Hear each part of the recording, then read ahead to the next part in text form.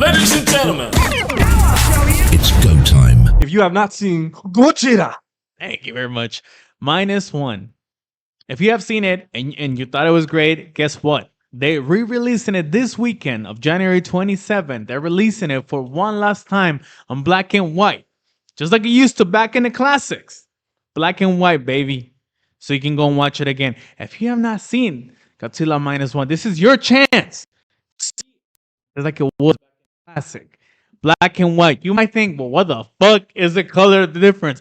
It is, motherfucker. Go watch it as a great, great, great, great story. It's fucking Godzilla, man. That motherfucker's gonna kill people. plus, I mean, having it go back to its black and white from 1954. If I'm right, actually. Yeah, Correct, yeah. 1954.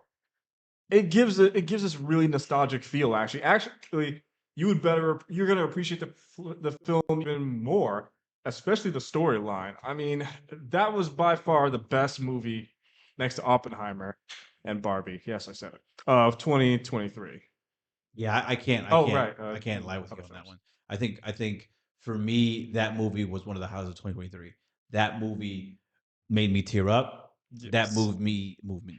That movie had me feeling some type of way. Ace doesn't have a heart. And I don't have a heart, motherfuckers, but this shit had me feeling goo goo. And when I say goo goo, I say goo Gaga. to the goo. Gaga. Gaga. No, you. I'm just saying. Yeah. How about you? I mean, what do you think? Chapman? What you think? I mean, I'm not too gung ho about it personally. Damn. And that's not saying that it's bad. Like, I genuinely don't really care if it's in black or white or not. If I'm being honest, I don't. Am I going to go rush to the theaters to see it? No. I saw it already. Now, if it comes out on Netflix Yeah. or some other shit, yeah, I'll watch it. I already seen the shit in theaters. I don't need to watch it in black and white in theaters. That's like making Star Wars black and white for me. I don't need to go see You know, it. it's funny thing you in black or said white. that. If you watch Star Wars in black and white, I've never been that type of person to care about iteration, the same story, but with a different spin or iteration tied to it. I never really cared about that type of stuff. I'm saying just try watching Star Wars in black and white. I'm not going to. That's defeating the whole purpose of Star Wars for me. The colors of the lightsabers clash. No, I mean, no, I'm not going to do that. Okay, I was saying just from But I know Godzilla was, of course, we all know it was black and white in 1954 originally. Yeah, of course. Yeah. That's why if I want to, I'll go watch that one instead. but now you can watch Godzilla -1. I could, but why watch it in black and white when I could watch it in color? Just for the film, just be a film person, man. Just enjoy. Yeah, a film person says go back and watch 1954. Watch the original one, bitch. And if you need C-1, sure, the option is available for you to watch it in black and white. But it's not the same as the All right, original. so what did you like about Godzilla -1 in color? It was refreshing. It was finally good to see a movie.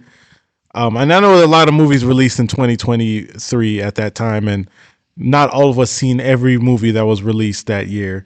But for the more prominent ones, this is definitely one of the best ones. The characters, their development, all the realness behind it too. Like when you see something like that destroy everything, the PTSD that you get, and I just pulled the Undertaker on all y'all asses right now. Just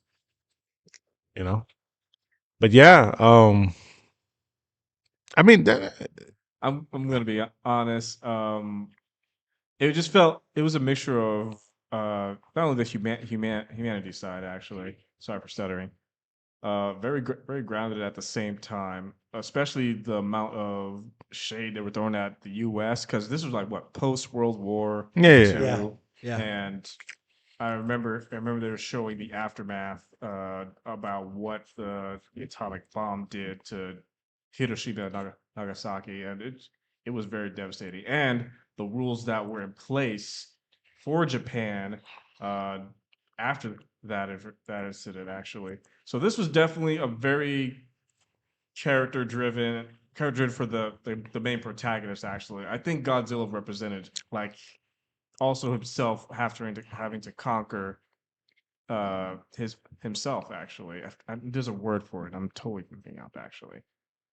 But this is definitely because the rest of 2023, the rest of the films, everything was just like I'd rather forget honestly, other than those three films. Oh right, sorry, Miles Morales, Across the Spider Verse, right? Yeah, there's those other films. Fuck them actually at this point because they were fucking terrible. I'm sure there were some good movies in 2023 Yeah, there that were. didn't hit the theaters. Yeah, there were. Yeah, there were, but Oh, the like major actually, now that I think about it, there's this one that was a robot one. I forgot what it's called, but with the chick, she's a female robot. Hold on, I'm gonna find it. Continue talking. yeah. So Yeah, I mean, I think for me, I think Godzilla minus one to me hit all the boxes, and I think not only did it hit all the boxes, but its theatrical run is impressive to say the least. I mean, it got its Megan. worldwide gross is over a whopping $100 million, surpassing Shin Godzilla at the highest gross Japanese produced Godzilla film of all time. Like that, there is no and if what's about it. This is the number one Godzilla film of all time. Oh, it's I 2022. mean, domestic gross is 42 million. International gross is $35 million. I mean, it is particularly well in Brazil and the UK.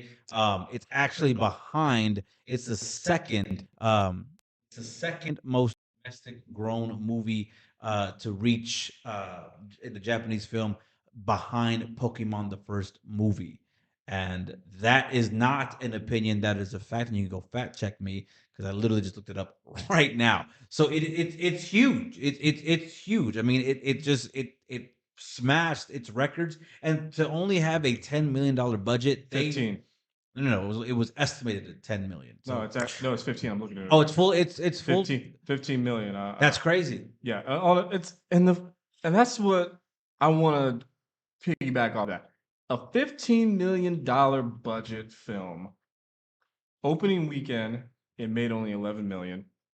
And then it just worldwide, what does it hit? Like 89 million, 90 million, something Yeah. like that. Yeah. So it's literally, it really shows that you don't need to have this major big budget actually in Yeah. order to have a successful film. Oh, yeah, Granted, you yeah. have extra money to like do extra graphics here, like pay some extra props here and whatnot. But I think what we're missing nowadays, and what Godzilla minus one did, we're missing the magic behind just entertaining and making these practical effects. Because again, some of the effects were just like we're like, oh wait a minute, that's a little out of place. But it's just like it was a nice practical effect actually. Yeah.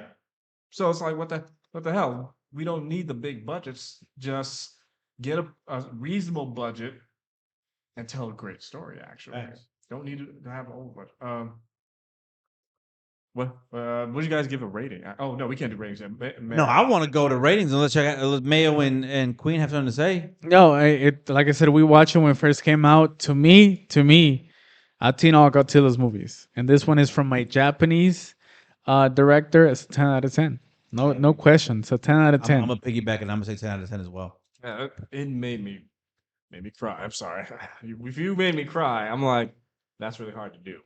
And I'm Yeah, always 10 a out of huge 10. fan of like movies delving into like the historical parts of it.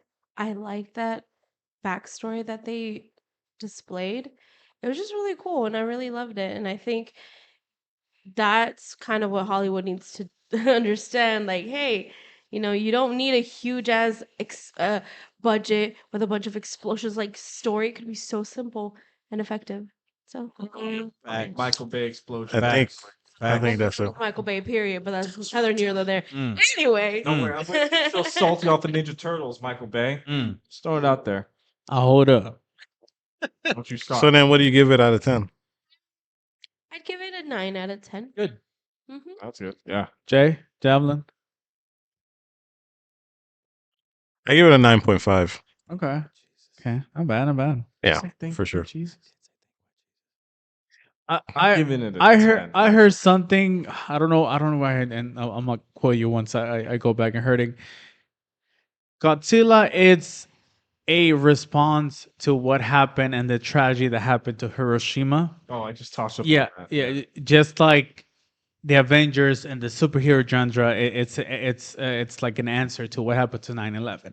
It's a cultural thing per se. I'm gonna give more detail because I know somebody said it on a podcast. I think I heard about it. But again, it's a historical thing that it's a cultural thing that Japan is able to do. I mean, we've seen it everywhere here too that they have been done. We have Godzilla, but this one is actually coming from the origins of a Japanese director. So that's why it has story, has everything. If you like monsters, don't watch it. If you like monsters, it's a great movie. I mean, with a $15 million budget, I mean, God, that just says so much. Actually, like, what the hell are we doing over here? Ladies and gentlemen,